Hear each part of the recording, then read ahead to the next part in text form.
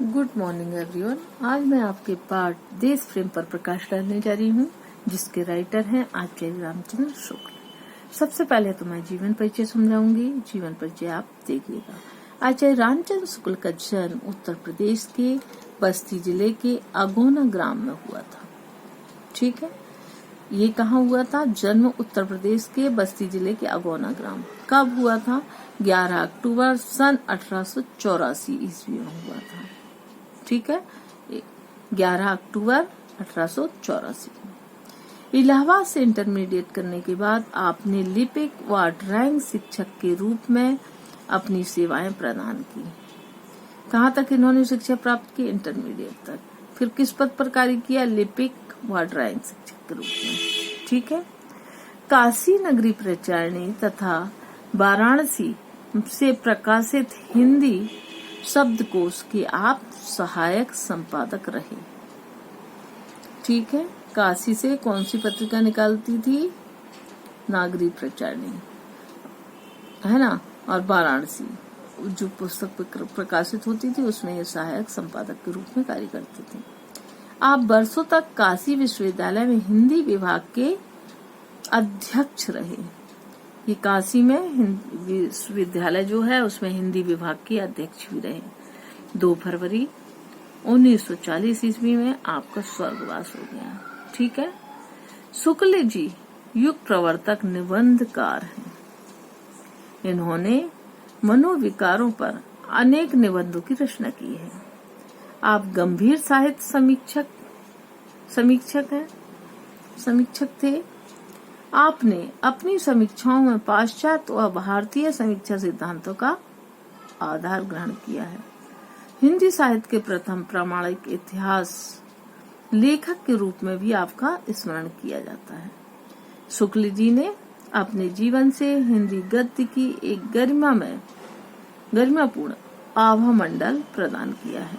आपकी भाषा शैली सजीव है, प्रौढ़ है, भावानुकूल है। ठीक, चिंतामणि भाग 1 भाग 2 निबंध संग्रह हिंदी साहित्य के इतिहास में इनकी प्रतिनिधि कृतियां हैं। ठीक है, चिंतामणि भाग 1 और भाग 2 है। अब ये तो हो गया आपका जीवन परिचय। इसके बाद अब इस पाठ में क्या दिया गया है इस पर मैं प्रकाश डालती हूँ। बाकी आप ये लेसन पढ़ दीजिएगा। ठीक है, इस पर अभी मैं बता रही सिर्फ सार रूप में कि इसमें क्या दिया गया है। ध्यान दीजिएगा। ये किसके द्वारा लिखित है? आचार्य रामचंद्र शुक्ल द्वारा लिखित है ना। यह किस रूप में लिखा गया है? निबंध के रूप में लिखा गया है। ये एक प्रेरक निबंध है। इसमें लेखक ने देश के प्रति प्रेम की भावना का वर्णन किया है। उन्होंने बताया है कि आजकल लोग बोलते हैं ना, हम देश से बहुत प्रेम करते हैं, देश से हमें तो देश बहुत प्रिय है। लेकिन क्या देश से प्रेम हम इस तरह से बता सकते हैं? नहीं। देश प्रेम तो वह होता है जब हम देश की हर एक चीज के बारे में जानकारी रखें, है ना। हर चीज से हम वाकिफ हों, वहाँ के लोगों से वाकिफ हों, वहाँ के जो नदी नाले और भी जो बहुत सारी चीजें हैं, हर चीज से हम वाकिफ हों, तब हमें पता चलता है कि हम वास्तव में देश से प्रेम करते हैं। सिर्फ दिखावा मात्र कहने से हम देश से प्रेम नहीं करते, ऐसा कुछ नहीं है ना। तो उन्हें कहा है, उन्हें कुछ विशेषताओं पर प्रकाश डाला है जिससे ये पता चले कि लोग देश से प्रेम करते हैं या नहीं करते हैं। लेखक के अनुसार देश प्रेम का एक ऐसा प्रेम है जो देश में स्वरूप से परिचित होने से प्राप्त होता है। उन्होंने कहा है कि जब तक आप देश के स्वरूप से परिचित नहीं होंगे तब तक देश प्रेम की बात नहीं कर सकते। देश के प्रतीक स्वरूप से, अर्थात उसके मनुष्य से, पशु पक्षी से, नदी नाले से, वन से, पर्वत से, है ना, सारी भूमि से और उस भूमि में रहने वाले लोगों से, है ना, हमेशा देखने और अनुभव आदि के द्वारा ही उसके प्रति लोभ या राग उत्पन्न होता है। हमने देखा होगा कि हम अगर किसी को एक बार देखते हैं तो क्या उससे हमें स्नेह हो जाता है? नहीं होता है। जब तक उस चीज को हम बार बार नहीं देखते तब तक उसके प्रति हमें लोभ या प्रेम उत्पन्न नहीं होता है। प्रेम उत्पन्न हमको जब ही होता है जब हम उस चीज को हमेशा देखते रहते हैं, तभी हम उसके बारे में, उसके प्रति स्नेह से युक्त हो जाते हैं। ठीक है, यदि यह नहीं तो देश प्रेम की बातें करना भी बकवास है या किसी और भाव के संकेत के लिए गढ़ा हुआ शब्द है। इस प्रकार यदि किसी को अपने देश से सच्चा प्रेम होगा तो उसके प्रत्येक स्वरूप आदि की याद विदेशों में भी करते हुए उसके लिए तरसता होगा। अब मान लीजिए लोग विदेश चले जाते हैं, तो अगर उसको देश से प्रेम है तो वह अपने देश की प्रत्येक चीज को वहां जाकर तरसता है और वहां याद भी करता है। आगे कविवर रसखान ने क्या कहा है? रसखान ने कहा, नैनन सो रसखान जवे ब्रज के वन बाग तड़ाग निहारो, केतिक के कल दोहत के धाम करील के कुंजन ऊपर वारों। रसखान जी को किससे प्रेम था? ब्रज से, है ना। उनको बहुत ज्यादा ब्रज से प्रेम था। तो वह जो है जो कृष्ण की लखती और कामरिया है, उन पर तीनों पुर के राज सिंहासन को त्यागने के लिए तैयार थे। इतना स्नेह था उन्हें उनसे। तो लेखक का कहना है कि इतना स्नेही व्यक्ति को होना चाहिए। लेखक पुनः कहना चाहता है कि पशुपालन जिसके साथ रहते हैं उससे परिचित हो जाते हैं। देखा होगा कि आप अगर कुत्ता पालते हैं, गाय पालते हैं, मिट्टू पालते हैं, ऐसे अन्य पशु पक्षी पालते हैं, तो उनसे आप परिचित हो जाते हैं, वो आपसे परिचित हो जाते हैं और उनसे आपको स्नेह भी हो जाता है। यह परचना ही परिचय प्रेम का प्रवर्तक है। यहीं से प्रेम उत्पन्न हो जाता है, क्योंकि परिचय होता है उसके बाद प्रेम उत्पन्न हो जाता है। देश प्रेम के लिए यह आवश्यक है। हम बाहर निकलकर देखें कि खेत कैसे लहलहा रहे हैं, है ना।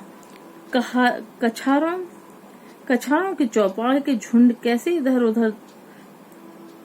उधर घूम रहे हैं और चरवाहे कैसे ताने लड़ा रहे हैं। ठीक है, नदी नाले किस तरह से बह रहे हैं, झाड़ियों से कैसे निकल रहे हैं वो, टेसू के फूल से बने स्थली कैसी सुंदर लग रही है। अमराइयों के बीच झांकते हुए गांव में घुसिए, जो मिले उनके साथ क्या करना चाहिए? किसी पेड़ की छाया में बैठकर कुछ बातें करिए। उन्हें अपने देश को समझिए। उससे आपको क्या होगा? आपकी आंखों में देश के रूप समझ आएगा। आप उसके स्वरूप से परिचित हो जाएंगे। फिर आपके हृदय में सच्चा प्रेम उत्पन्न हो जाएगा। ठीक, जब आप उसके हर एक चीज से परिचित होंगे तो फिर आपको उससे प्रेम हो जाएगा। लेखक का यह मानना भी है कि आजकल क्या होता है, जो पढ़े लिखे लोग होते हैं वह देश के स्वरूप से परिचित होना लज्जा का विषय मानते हैं, है ना। ऐसे लोग किसी देहात शब्द का कहना सुनना अपने बाऊपन पर भारी बट्टा लगाना मानते हैं। कि अगर किसी ने बोल दिया कि देहात जो शब्द सुनते हैं तो ऐसा लगता है कि वाह, हम तो पढ़े लिखे हैं और ये देहात शब्द यूज कर रहे हैं। तो देहात शब्द यूज करना अपने आप को छोटापन बताना है। ऐसे लोगों को यह नहीं मालूम कि गेहूं का पेड़ होता है या आम का। अब कुछ लोग पढ़े लिखे लोग ऐसे भी होते हैं जिनको ये नहीं मालूम कि गेहूं का पेड़ होता है या फिर आम का।